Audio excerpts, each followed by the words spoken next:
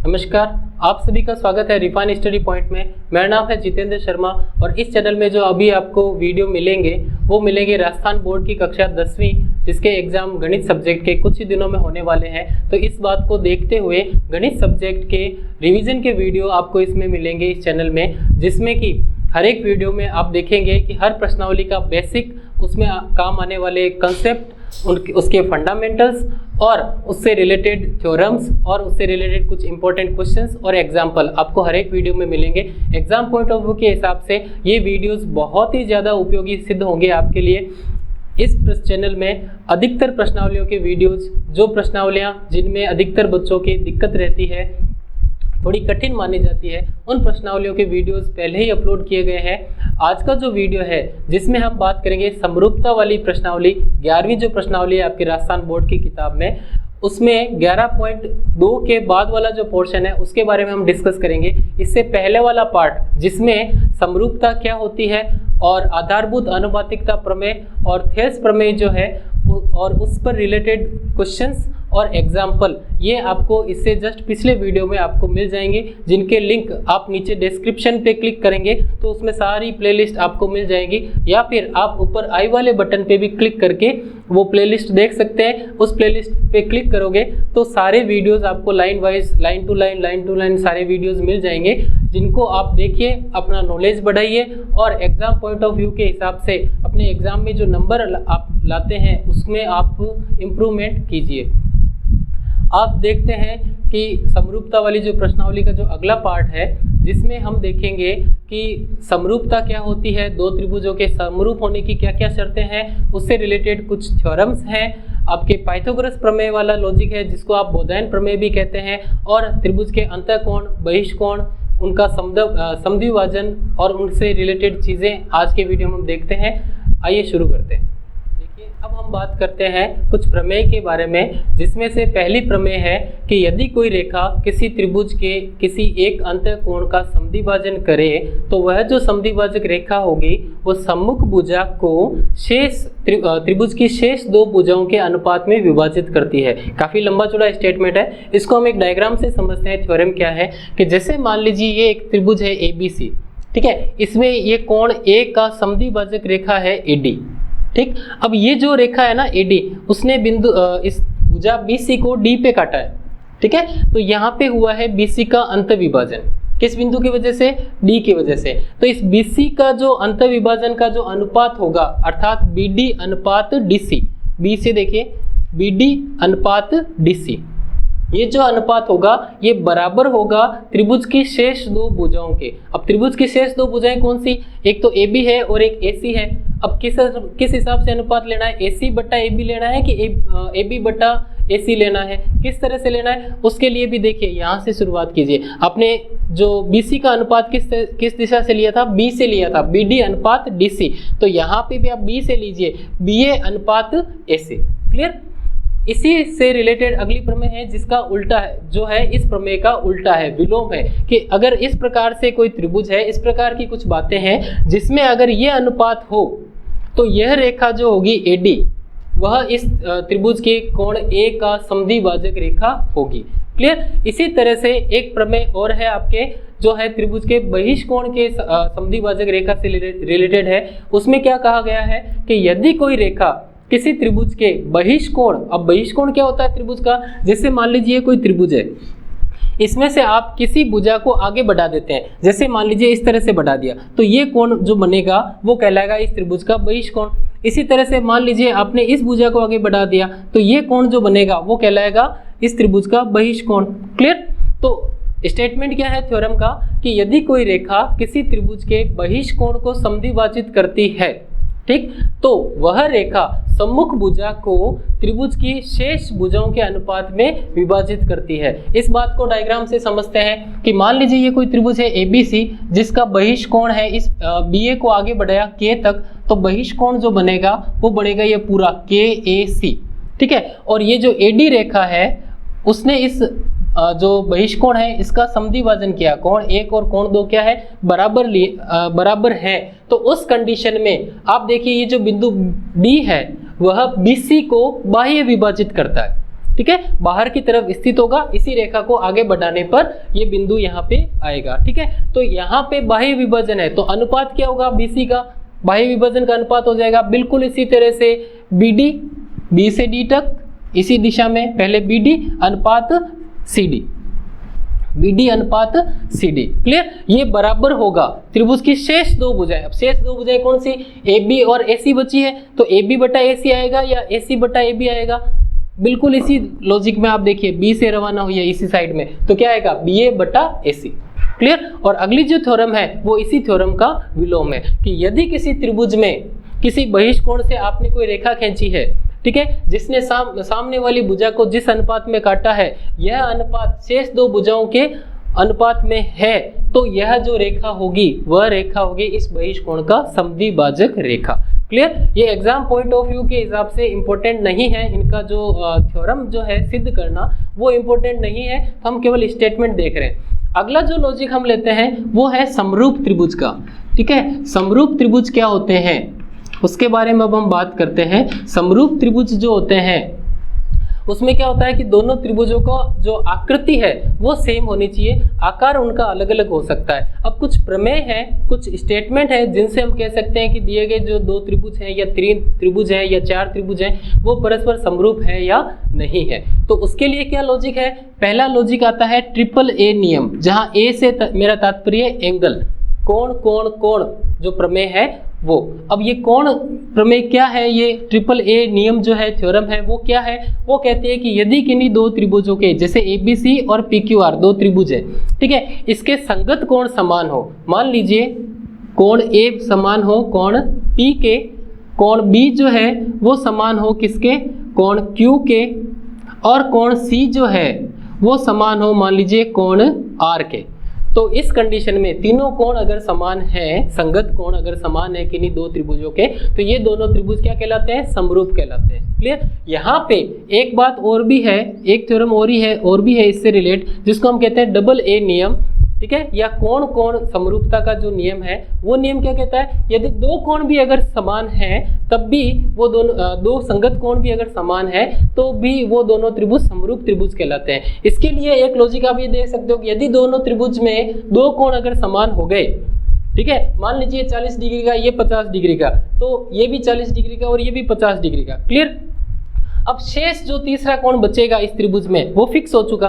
क्यों, क्योंकि तीनों कोणों की टोटल, किसी त्रिभुज के तीनों अंत कोणों की टोटल कितनी होती है, 180। इसमें भी 180 होनी है टोटल, इसमें भी 180 होनी है। तो जब दो कोण समान है तो तीसरा कोण कैसे ज्ञात करोगे, 180 में से इन दोनों की टोटल, और वही काम इसमें होना है तो ये दोनों सेम होंगे।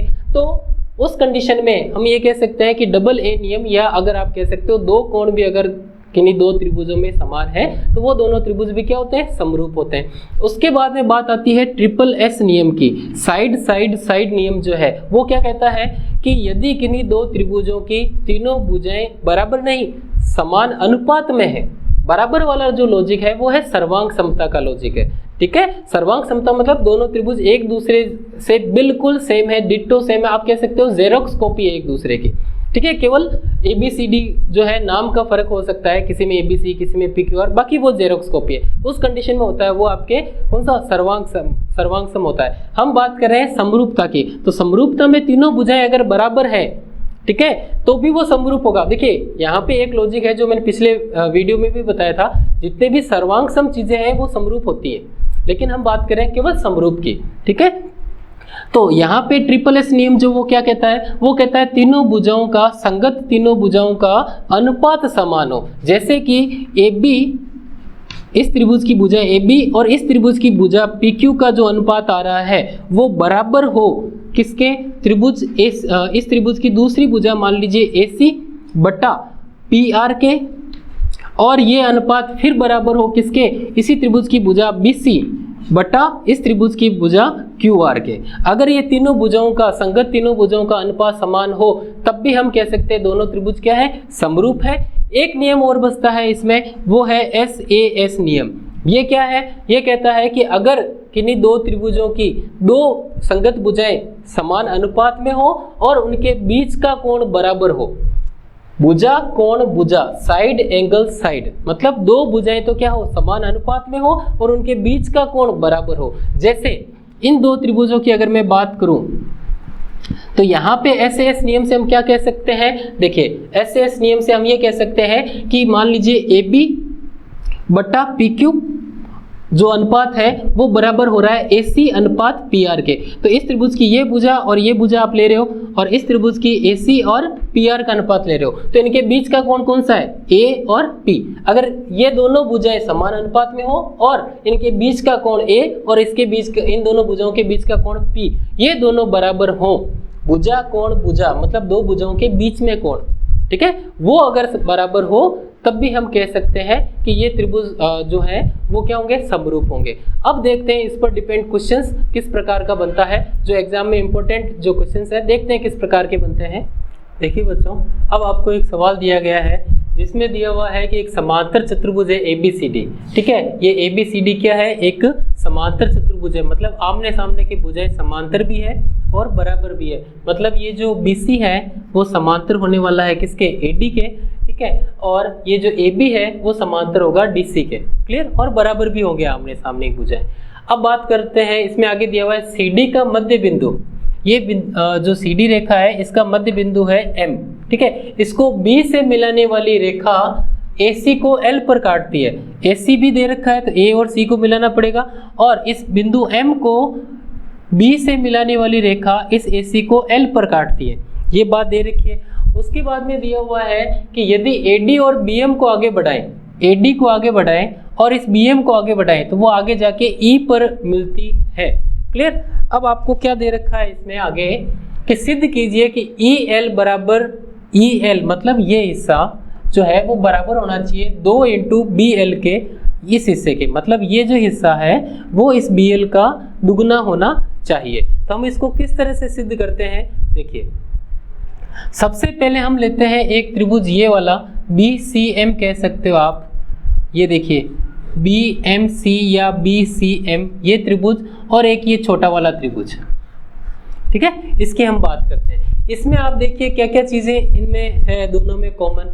एक तो देखिए कि ये जो कोण है और ये जो कोण है, ये दोनों कोण आमने सामने के हैं, शीर्षाभिमुख कोण हो गए, क्लियर, ठीक है ना, ये दोनों कोण क्या होंगे, शीर्षाभिमुख कोण हो गए, ठीक। दूसरी बात क्या है कि ये जो M है वो CD का मध्य बिंदु है, इसका मतलब ये भुजा और ये भुजा दोनों भुजाएं आपस में क्या होंगी, बराबर होगी। तो ये दोनों बातें हमने लिख रखी है कि ये जो CM और MD इन दोनों त्रिभुजों में आपस में क्या होंगी, बराबर होगी। क्यों, क्योंकि ये M जो है CD का मध्य बिंदु है और ये दोनों कोण, ये वाले ये दोनों कोण एक दूसरे के क्या होंगे, बराबर होंगे शीर्षाभिमुख कोण होने की वजह से। और उसके बाद में देखिए यहाँ पे ये रेखा और ये रेखा समांतर है, ठीक है, तो इसी रेखा को मैंने आगे बढ़ाया तो आप कह सकते हो ये रेखा और ये रेखा भी क्या है, समांतर है, ठीक। अब यहाँ पे गौर कीजिए, ये एक उल्टे Z जैसी आकृति बन रही है, ठीक है, इस तरह से, या तो इस तरह से आकृति बने या इस तरह से अगर आकृति बनती है तो, और ये दोनों रेखाएं अगर समांतर होती है उस केस में ये कोण इस कोण के बराबर होता है, ये कोण इस कोण के बराबर होता है, और कारण कहते हैं हम वहाँ पे एकांतर कोण, ठीक है। तो यहाँ पे देखिए ये उल्टा Z जैसी आकृति बनती है इस प्रकार से, है ना, तो ये कोण ये वाला D और इधर वाला ये C पूरा, ठीक है, ये दोनों कोण आपस में क्या होंगे, बराबर होंगे, अर्थात कोण हो जाएगा आपका एक तो BCM, ये C वाला पूरा BCM, और एक MDE ये D वाला पूरा, ये तीनों कोण आपस में क्या हो जाएंगे, बराबर, दोनों कोण आपस में क्या हो जाएंगे, बराबर हो जाएंगे। अब देखिए इस त्रिभुज की अगर मैं बात करूं तो ये भुजा इस भुजा के बराबर है, ये कोण इस कोण के बराबर है, ये कोण उस कोण के बराबर है, मतलब इस त्रिभुज की अगर मैं बात करूं तो एक भुजा और इस भुजा पर स्थित दोनों ओर वाले कोण इस त्रिभुज की इस भुजा और इस भुजा पर स्थित दोनों कोणों के बराबर है। तो सर्वांग समता का एक नियम होता है ASA नियम, एंगल साइड एंगल, अर्थात एक भुजा और उसके दोनों तरफ वाले कोण यदि किसी दो त्रिभुजों में बराबर होते हैं, ठीक है, तो वो दोनों त्रिभुज क्या होते हैं, सर्वांग सम होते हैं। मतलब ये त्रिभुज और ये वाला त्रिभुज BCM और ये MDE जो त्रिभुज है, ये दोनों त्रिभुज क्या होंगे, सर्वांग सम होंगे। इसका मतलब इसकी तीनों भुजाएं आपस में क्या होंगी, बराबर होंगी। हम तीनों भुजाओं की बात नहीं करते, हम केवल इसकी बात करते हैं। ये DE जो है वो बराबर आ जाएगा किसके, BC के। क्लियर। अब DE किसके बराबर आ गया, BC के बराबर आ गया, ठीक। लेकिन BC किसके बराबर था, AD के बराबर है। क्यों, क्योंकि समांतर चतुर्भुज है। BC और AD आमने सामने की भुजाएं है ना, बराबर होंगी। अब देखिए AD पे क्या कंडीशन है, AD रेखा AE रेखा की क्या कंडीशन हो रही है। AE रेखा को मैं लिख सकता हूँ AD प्लस DE। AE जो रेखा है ना, इसको मैं क्या लिख सकता हूँ, AD प्लस DE या ED, ठीक है। तो मैं लिख सकता हूँ AE को क्या लिख सकता हूँ, AD प्लस ED लिख सकता हूँ। क्लियर। और ED तो अपनी जगह पे ED को मैं लिख सकता हूँ कितना, BC। कैसे, अभी हमने दोनों त्रिभुजों को जब सर्वांग सम सिद्ध किया था तो हमने कहा था कि BC और AD आपस में क्या होंगे, बराबर होंगे। तो ED के स्थान पर तो मैं लिख सकता हूँ BC और AD के स्थान पर भी BC लिख सकते हैं। कैसे, देखिए आमने सामने की भुजाएं समरूप समांतर चतुर्भुज की आमने सामने की भुजाएं क्या होती है, बराबर होती है। तो AD के स्थान पे भी BC लिख सकता हूँ और DE के स्थान पर भी BC लिख सकता हूँ। अर्थात AE जो है वो क्या हो जाएगी, BC प्लस BC, अर्थात 2 इंटू BC हो जाएगी। अर्थात आप कह सकते हो कि ये जो AE है वो BC का दुगना है, ठीक। अब इस रिजल्ट को काम में लेते हुए और दो और त्रिभुज लेते हैं, उसको काम में लेते हुए हम क्या करेंगे, जो दिया गया सिद्ध करना है वो हम सिद्ध कर देंगे। त्रिभुज कौन कौन से दो काम में लेने वाले हैं, एक तो AE जिसको अभी हमने 2 इंटू BC सिद्ध किया था, तो एक तो AE से रिलेट और एक BC से रिलेट हम दो त्रिभुज लेंगे। कौन कौन से, देखिए हम त्रिभुज लेंगे, एक तो AE से रिलेट ALE वाला, ये ऊपर वाला बड़ा, ठीक है, और एक हम लेंगे BC से रिलेट ये छोटा वाला L है ना, BCL या LCB वाला, ठीक है। ये दो त्रिभुज आमने सामने, ये वाला पूरा और ये त्रिभुज, ठीक है ना। इन दो त्रिभुजों के बारे में हम बात करते हैं। तो आप देखिए एक कोण तो आमने सामने का कोण है, यहाँ पे ये L में यहाँ लिख देता हूँ। ये कोण और ये कोण क्या है, आमने सामने के कोण शीर्षाभिमुख कोण है। और अगर मैं यहाँ पे बात करूँ, देखिए ये फिर से उल्टे Z जैसी आकृति बन रही है, देखिए, अर्थात ये कोण इस कोण के बराबर होगा, है या ना। तो इन दोनों त्रिभुजों में आप देख सकते हो दो कोण जो है वो बराबर हो गए, और दो कोण अगर बराबर होते हैं तो समरूपता का नियम अभी हमने देखा था, क्या था, डबल ए नियम, कोण कोण नियम क्या कहता है, यदि दो त्रिभुजों के दो संगत कोण बराबर है तो वो दोनों त्रिभुज समरूप होते हैं। इसका मतलब ये जो त्रिभुज है ALE और BLC, ये दोनों त्रिभुज क्या होंगे, समरूप होंगे। अर्थात हम कह सकते हैं ये दोनों त्रिभुज जो हैं, ALE कहो चाहे AEL कहो और LCB कहो या CBL कहो, ये दोनों त्रिभुज कुल मिला के क्या हो गए, समरूप हो गए। और समरूप त्रिभुजों में क्या होता है, भुजाओं का अनुपात समान होता है, तीनों कोण समान होते हैं और भुजाओं का संगत भुजाओं का अनुपात बराबर होता है। क्लियर। तो संगत भुजाएं कौन कौन सी होनी है, देखिए EL जो भुजा है ये इस त्रिभुज की भुजा LB के समानुपाती होगी, अर्थात EL बटा LB का जो अनुपात आएगा वो अनुपात आने वाला है दूसरी भुजा जो है AE बटा BC के, ठीक। हालांकि ये अनुपात तीसरी भुजा जो है AL बटा LC के भी बराबर होगा, बट इसको हम अभी नहीं ले रहे हैं, हम केवल दो ही अनुपात ले रहे हैं, ठीक। देखिए अर्थात ये दो बातें। अब देखिए AE का जो मान है वो हमने पहले ही सिद्ध कर दिया था समीकरण 1 में कि AE जो है वो BC का दुगना है। हमने बात कही थी कि AE जो है वो इस BC का दुगना है, ठीक है। तो AE के स्थान पर तो मैं BC लिख सकता हूँ, और अनुपात में यहाँ पे BC जो पड़ा है, BC से BC कट जाएगा, यहाँ पे आपके पास कितना बचेगा, 2, और इसकी इधर गुणा करोगे तो EL बराबर कितना आ जाएगा, 2 इंटू BL भुजा के, अर्थात जो हमें सिद्ध करना था वो हम सिद्ध कर चुके हैं। क्लियर, आसान सा है। एक बार आप और देखेंगे मेरे ख्याल से, या इसका जो लॉजिक है उस पर आप बात करेंगे कि भैया इसमें क्या क्या काम हुआ है। सबसे पहले हमने दो त्रिभुज सर्वांगसम किए थे, उससे हमें पता चला कि ये जो पूरी रेखा है AE वो BC का दुगुना है। उसके बाद में हमने क्या किया, इस बड़े वाले त्रिभुज और इस छोटे वाले त्रिभुज को समरूप सिद्ध किया, भुजाओं का अनुपात लिया, और इस अनुपात में हमने क्या किया कि जो AE को 2 × BC लिखा था, हमने प्राप्त किया था, उस चीज को हम काम में लेंगे तो ये जो सवाल है वो सिद्ध हो जाएगा। क्लियर, अब लेते हैं और आगे की चीजें इस प्रश्नावली में क्या है देखते हैं। देखिए बच्चों, अब आपको एक सवाल दिया गया है कि एक 90 सेंटीमीटर लंबाई वाली एक लड़की है, वो एक बल्ब लगे खंबे के आधार से परे मतलब दूर, ठीक है, 1.2 मीटर प्रति सेकंड की चाल से चल रही है। हम मान लेते हैं कि ये खंबा है AB जिसकी लंबाई है 3.6 मीटर, और जो लड़की है वो शुरुआत में मान लीजिए यहाँ पे थी, AB के पास में ओवरलैप कह सकते हो, है ना, और यहाँ से वो खंबे से दूर चल रही है इस डायरेक्शन में, ठीक है। और आगे दिया हुआ है कि 4 सेकंड बाद उसकी जो छाया बनेगी लड़की की वो कितनी बनेगी, मतलब वो शुरुआत में यहाँ पे थी, ठीक है, और इस दिशा में गति करते करते 4 सेकंड बाद यहाँ पहुँच जाती है, जो CD इसकी पोजीशन है, ठीक है। तो यहाँ पे इसकी जो छाया बनेगी, ठीक है, तो यहाँ पे मान लीजिए बल्ब लगा हुआ है, तो इसकी जो छाया बनेगी वो जमीन पे बनेगी, ये DE। तो आपसे इस DE जिसको मैंने x मान रखा है, इस x का मान आपसे पूछा गया है। क्लियर, अब यहाँ पे देखिए क्या हो रहा है कि शुरुआत में मान लीजिए लड़की यहीं पर थी इस खंबे के पास में, और किस गति से चल रही है, इस खंबे से दूर इस डायरेक्शन में चल रही है।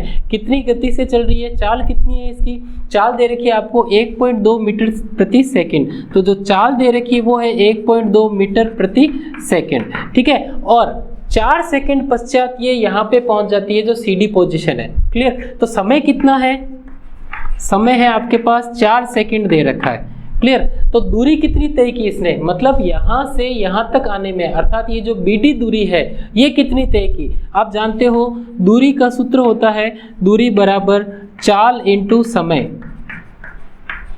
ठीक है। तो दूरी तो हमने ले ली BD कि भाई लड़की पहले B पे थी यहाँ पे, और यहाँ से 4 सेकंड में कहाँ पे पहुँच गई, D पर पहुँच गई, अर्थात ये जो BD दूरी इसने तय की है उसका मान कितना होगा, BD दूरी का मान होगा चाल कितना 1.2 इंटू समय कितना 4, दैट मीन्स 4.8 जो है मीटर, ये इसने दूरी तय की है, अर्थात BD का मान कितना आ गया 4.8 मीटर आ गया। आपसे पूछा गया है इस x का मान, अर्थात DE दूरी पूछी गई है। अब हम इस सवाल को किस तरह से करते हैं, हम यहाँ पे अप्लाई करेंगे समरूप त्रिभुजों वाला लॉजिक जो है वो अप्लाई करेंगे। आप देख सकते हो यहाँ पे दो त्रिभुज बने हुए हैं, एक तो त्रिभुज ABE और एक त्रिभुज CDE। क्लियर, हम इन दो त्रिभुजों की बात करने वाले हैं। इन दोनों त्रिभुजों में देखिए एक कोण दोनों का 90 डिग्री है। क्यों, क्योंकि खंबा जो है या जो ये लड़की है, हम मान के चलते हैं कि ये दोनों जमीन पर ऊर्ध्वाधर हैं, सीधे खड़े रहेंगे, ठीक है। तो उस कंडीशन में यहाँ पे ये दोनों कोण कितने होंगे, 90 डिग्री के होंगे। क्लियर, और जो कोण E है दोनों ही त्रिभुज में, ABE में और CDE में, ये दोनों ही त्रिभुजों में कोण E क्या रहेगा, उभयनिष्ठ रहेगा। इसका मतलब इन दोनों त्रिभुजों में दो कोण, एक तो 90-90 डिग्री वाले, और जो कोण E है जो उभयनिष्ठ है, ये दोनों कोण क्या होंगे, बराबर हो गए। और जैसे ही दो त्रिभुजों में दो कोण बराबर होते हैं, समरूपता के डबल ए जो नियम है, कोण कोण जो समरूपता की कसौटी है ना, उससे हम ये कह सकते हैं कि दोनों त्रिभुज क्या होंगे, समरूप होंगे। कौन कौन से, एक तो त्रिभुज ABE और एक त्रिभुज CDE। क्लियर, तो हम लिख सकते हैं कि ये जो दोनों त्रिभुज हैं वो क्या हो गए, समरूप हो गए। और समरूप त्रिभुजों में क्या होता है, संगत भुजाओं का अनुपात समान होता है। संगत भुजाओं से मेरा तात्पर्य है कि जैसे मान लीजिए आपके पास ABE जो त्रिभुज है बड़ा वाला, ठीक है, इस त्रिभुज में अगर मैं बात करूं तो इस त्रिभुज की तीनों भुजाएं कौन कौन सी है, एक तो है AB, एक है BE और एक है AE। क्लियर, इस बड़े वाले त्रिभुज की, और इसके अनुपात में छोटे वाले त्रिभुज जो है CDE, इसकी संगत भुजाओं को आप ले लीजिए। तो देखिए संगत भुजाओं से मतलब है मेरा AB के अपोन में ले लेंगे हम CD जो एक पोजीशन में दिख रही है, एक जैसी पोजीशन में, तो AB के अनुपात में हम ले लेते हैं CD। क्लियर, ये ध्यान रखना है, AB के अनुपात में कोई और AB के बट्टा में दूसरी भुजा मत ले लेना, संगत भुजाएं लेनी होती है। संगत भुजाएं किस तरह से छांटते हैं उसका तरीका बता रहा हूँ। AB जिस तरह से उसी तरह से आपको CD नजर आ रही, तो इसी तरह से हम लेंगे, ठीक है। उसके बाद में AC जिस तरह से, AE जिस तरह से है उसी तरह से CE है, तो AE के बट्टा में तो कौन आएगा, CE आएगा, ठीक। और BE जिस तरह से है उसी तरह से DE है, तो BE के बट्टा में कौन आएगा, DE आएगा।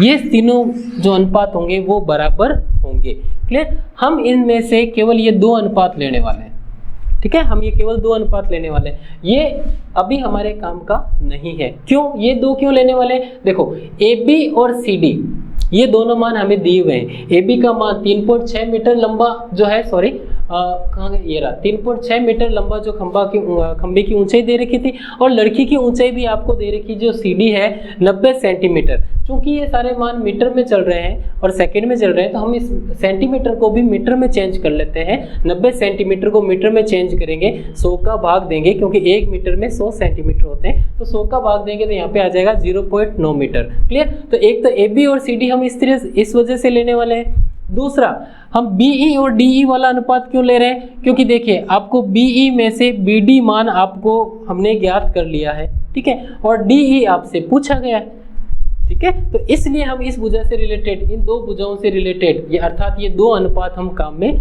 लेंगे, क्लियर। तो हम लिख सकते हैं कि जब ये दोनों त्रिभुज समरूप हैं तो ये अनुपात आपस में क्या होंगे, बराबर होंगे, ठीक है, ये वाले।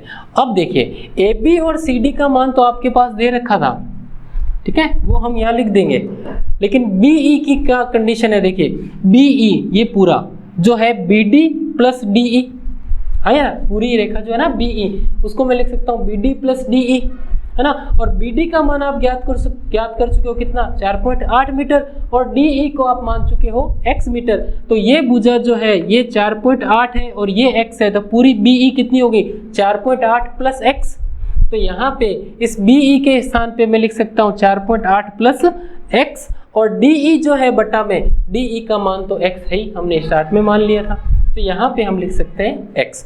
अब आपके पास एक सिंपल सी समीकरण बची है जिसको आप सॉल्व करोगे तो x का मान आ जाएगा। देखिए किस तरह से, आप यहाँ से अगर पॉइंट हटाएंगे तो यहाँ पे इंटू में 10 आएगा, और यहाँ से पॉइंट हटाएंगे तो यहाँ पे इंटू में आ जाएगा 10। ये 10 से 10 कट जाएगा, और 0.9 से ये 0.9 सॉरी, अब रहेगा 9 से ये 36 कट जाएगा 4 बार। तो कुल मिला के ये आप डायरेक्टली भी भाग दे सकते हो, 3.6 में 0.9 का आपके पास वैल्यू आ जाएगी 4, ठीक है। ये वाला पोर्शन एज इट इज पड़ा है। अब देखिए यहाँ पे वज्र गुणा करोगे तो 4 को किससे गुणा होने वाली है, x से, अर्थात यहाँ पे हो जाएगा 4x, और बराबर में RHS में आपके पास रह जाएगा 4.8 प्लस x, क्लियर। तो यहाँ पे आ जाएगा 4x बराबर 4.8 प्लस x। अब आप इस x का पक्षांतरण करेंगे तो यहाँ पे पड़ा है 4x, ठीक है, इसमें से x आएगा इधर, तो किसका हो जाएगा, माइनस का, मतलब कितना हो जाएगा यहाँ पे 3x। तो 3x बराबर यहाँ पे कितना बचा हुआ है 4.8,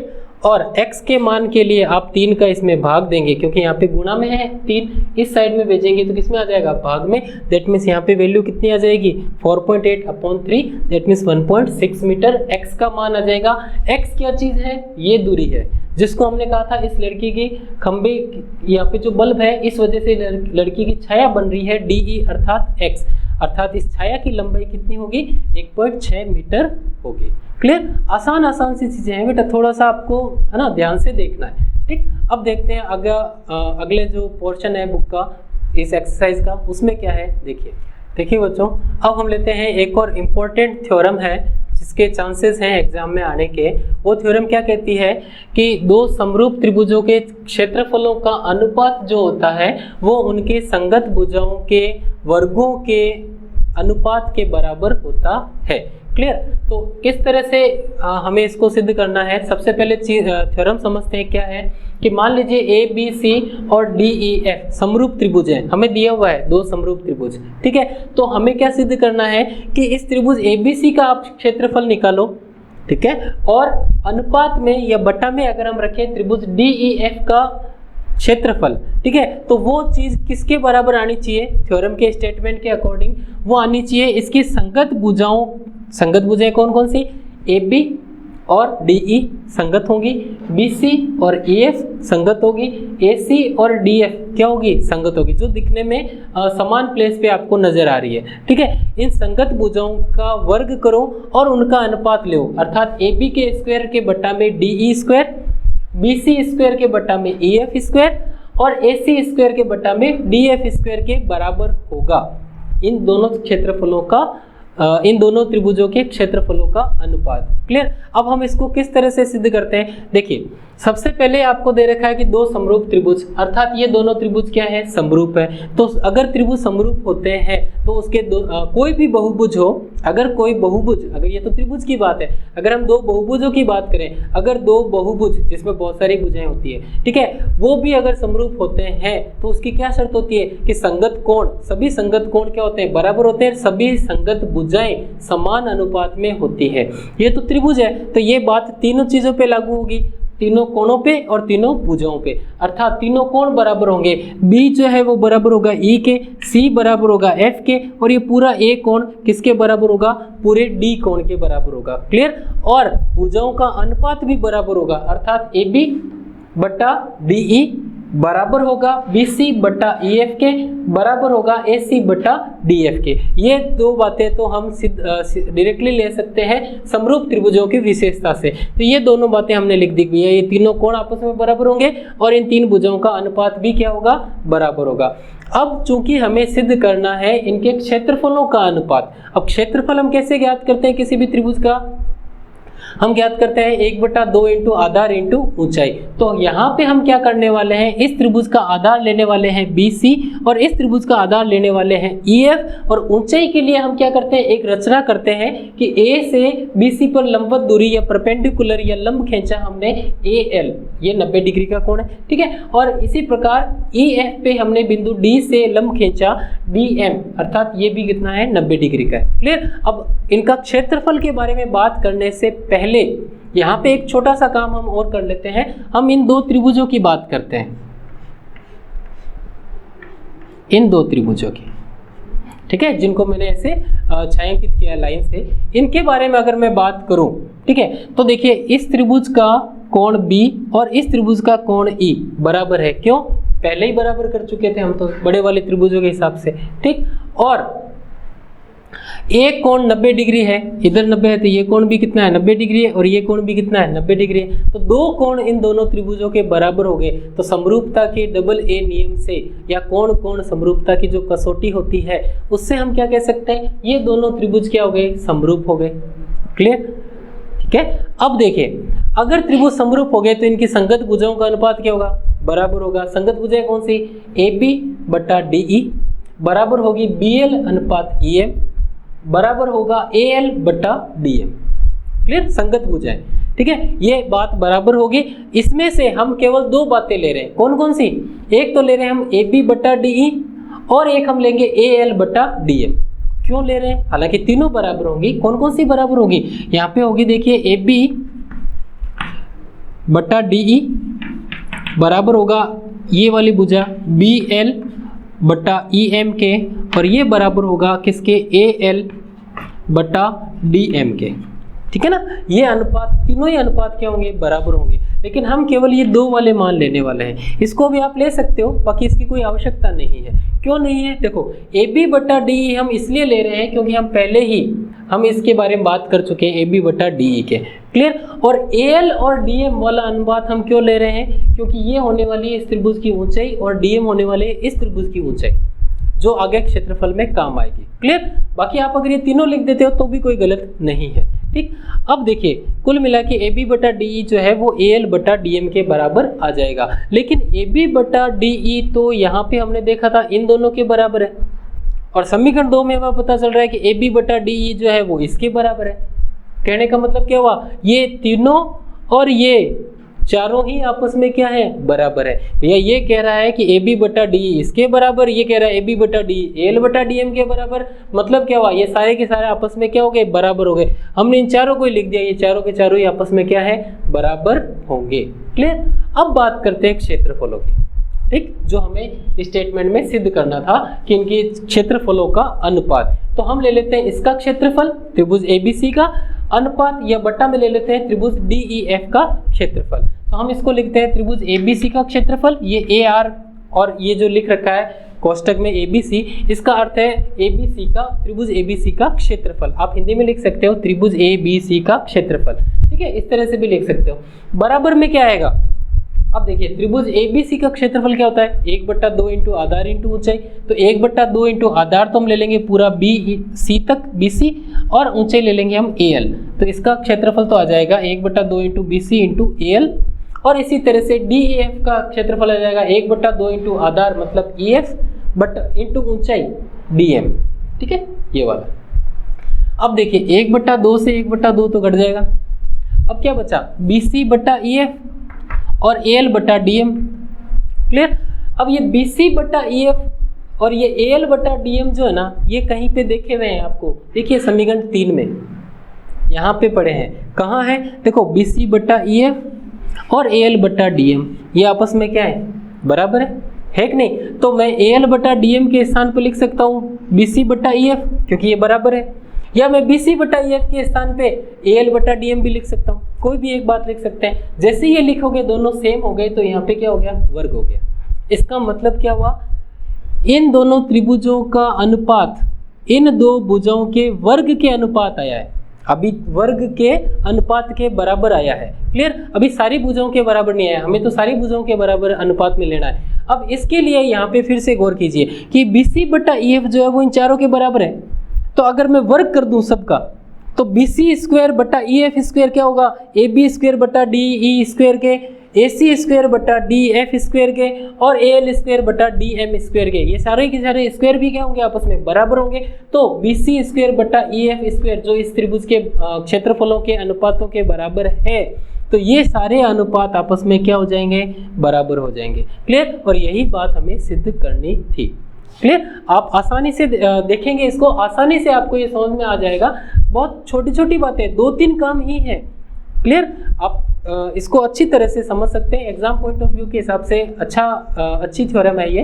अब आपकी जो है अगली थ्योरम है बोधायन प्रमेय, ये आप कह सकते हो समकोण त्रिभुज में जो आप लगाते हो पाइथागोरस प्रमेय, ठीक है। और एक उसका विलोम, आसान सी थ्योरम है, उनको आप देख सकते हो, इजीली हो जाएगी। हम लेते हैं एक क्वेश्चन और देखते हैं उस क्वेश्चन में क्या है।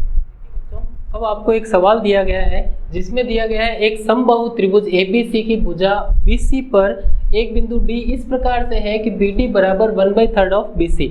इसका अर्थ क्या है, देखो ये कोई त्रिभुज है, समबाहु त्रिभुज ABC, ठीक है, और इसकी BC भुजा पर एक बिंदु D है, ठीक है, ये वाला D वो इस प्रकार का है कि वो BC का 1/3 है। मतलब इस BC के अगर हम 3 टुकड़े करें बराबर, उसमें से एक टुकड़ा बराबर है किसके, BD के, ठीक है। आगे आपको दे रखा है कि सिद्ध कीजिए कि 9 इंटू AD का स्क्वायर, AD मतलब इस D को इससे जब A से मिलाओगे तो 9 इंटू AD का स्क्वायर बराबर आना चाहिए 7 इंटू AB के स्क्वायर के, ठीक है। अब इसको हम किस तरह से समझते हैं, आसान सा है सवाल, ये दिखने में काफी अजीब सा दिख रहा है कि सर ये किस तरह से है, ठीक है, लेकिन बहुत आसान सा है। देखो किस तरह से समझते हैं, हम क्या करते हैं, सबसे पहली बात हम कहते हैं कि ये चूंकि समबाहु त्रिभुज है ना, इसका मतलब इसकी तीनों भुजाएं क्या है, समान होगी। तो हम इन तीनों भुजों को मान दे देते हैं x, अर्थात इस भुजा को भी हम x नाम दे देते हैं, इस भुजा को भी x और इस भुजा को भी x नाम दे देते हैं। चूंकि समबाहु त्रिभुज है, इसका मतलब तीनों भुजाएं क्या होगी, समान होगी, ठीक। दूसरी बात जो इसमें देखने लायक है, जो आप एक तरह से आपको दे भी रखी है कि BD बराबर 1/3 ऑफ BC, मतलब BC को, AB को और AC को जब मैं x मान चुका हूँ तो BD बराबर कितना होगा, यहाँ पे अगर x लिखते ही 1/3 इंटू x या x/3, तो ये दोनों बातें हमने यहाँ पे लिख रखी है, क्लियर ये चीज़। अब देखिए हमने यहाँ पे क्या किया, एक कंस्ट्रक्शन किया है छोटा सा, वो क्या है कि इस A से इस BC रेखा पर एक लंबवत दूरी या लंब खींचा हमने परपेंडिकुलर ड्रॉ किया है, ठीक, जो यहाँ पे आके मिला E पर। अब समबाहु त्रिभुज में आप ध्यान रखिएगा, किसी भी शीर्ष से ना खींचा गया लंब जो होता है सामने वाली भुजा को समद्विभाजित करता है। वैसे मैं आपको बता दूं, समबाहु त्रिभुज में माध्यिका, शीर्ष लंब, अंतःकोणों का समद्विभाजक रेखा ये समान होती है। मतलब ये मान लीजिए आपके पास कोई समबाहु त्रिभुज है, ठीक है, तो माध्यिका क्या होती है, मध्य बिंदु को सामने वाले शीर्ष से मिलाने वाली रेखा, ठीक। शीर्ष लंब क्या होता है? शीर्ष से सामने वाली भुजा पर खींचा गया लंब। अंतःकोणों का समद्विभाजक कौन होता है? कौन सा होता है कि ये जैसे मान लीजिए पूरा कोण है, इसको समद्विभाजन करते हुए रेखा ये एक ही होती है इस एक शीर्ष से, मान लीजिए, ठीक है, ये मान लीजिए डी है, क्लियर। तो ये एडी अगर माध्यिका का है तो एडी ही शीर्ष लंब है, एडी ही आपके अंतःकोण ए का समद्विभाजक रेखा है। सेम यही बात बी पे भी लागू होती है। अगर मान लीजिए ये ई पर जाके कटता है, ये 90 डिग्री का कोण बनता है, तो ये बी ई शीर्ष लंब होगा, यही माध्यिका होगी, यही कोण बी का समद्विभाजक रेखा होगी। और सेम यही बात सी पर भी लागू होती है। कब? जब ये समबाहु त्रिभुज होता है, क्लियर। अभी हमारा जो त्रिभुज दे रखा है वो भी क्या है? एक समबाहु त्रिभुज है, क्लियर। तो समबाहु त्रिभुज से जब हमने ये ए ई शीर्ष लंब खींचा है तो इस बीसी के दो टुकड़े होंगे बराबर, ठीक है। इस भुजा बीसी जो है, सीबी जो भुजा है, इसके दो बराबर टुकड़े होंगे, अर्थात ये पूरी भुजा अगर x है, ठीक है, तो यहाँ पे x/2 होने वाला है ये, और ये पूरा टुकड़ा भी कितना होने वाला है? x/2 होने वाला है, ठीक है। अर्थात BE कितना है? x/2 है BE। अब देखिए, अब ये जो त्रिभुज है ना ABE, ये बड़ा वाला, ये इधर वाला पूरा, ठीक है ना, ये पूरा त्रिभुज, ठीक है ना। इस त्रिभुज की अगर मैं बात करूं, इसको मैं इस तरह से खींच देता हूं, ठीक है, यहाँ से हटा देता हूं इसको, वरना त्रिभुज ज़्यादा हो जाएंगे, है ना। देखिए, आप समझ लीजिए ये E के इधर वाला मैं यहाँ पे बना देता हूँ, एक तरह से आप ऐसे समझ सकते हो ABE, ठीक है।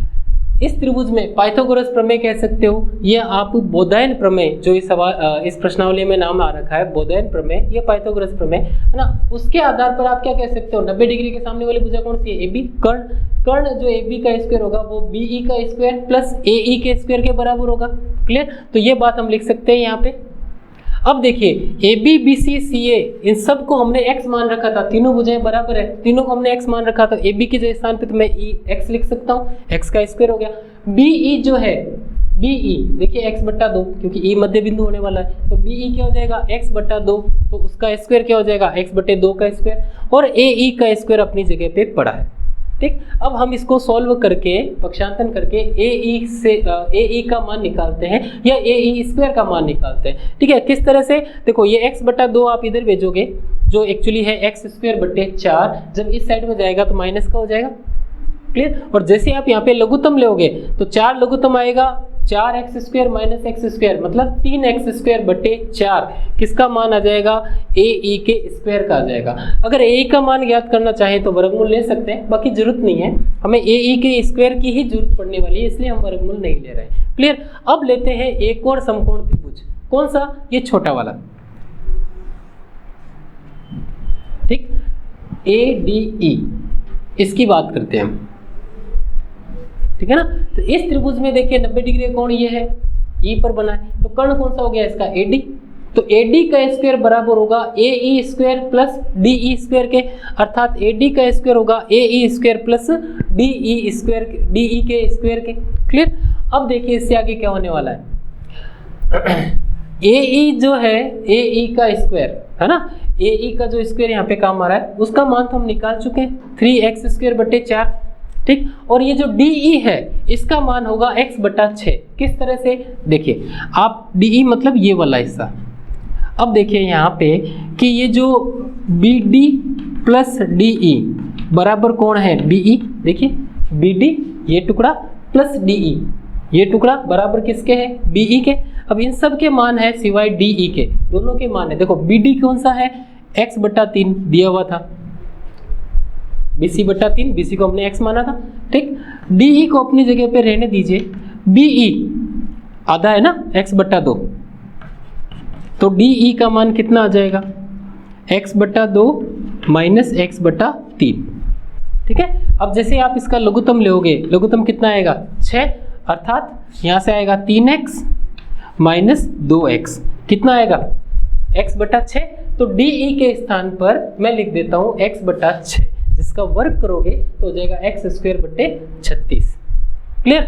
अब आपको इसको सॉल्व करना है। आंसर आ गया लमसम। देखिए इसको सॉल्व कैसे करोगे, लघुत्तम लोगे, एलसीएम लोगे, 4 और 36 का कितना आएगा 36, फिर 4 का भाग देंगे 36 में कितनी बार 9 बार, 9 × 3 27x² प्लस ये इज इट इज x²।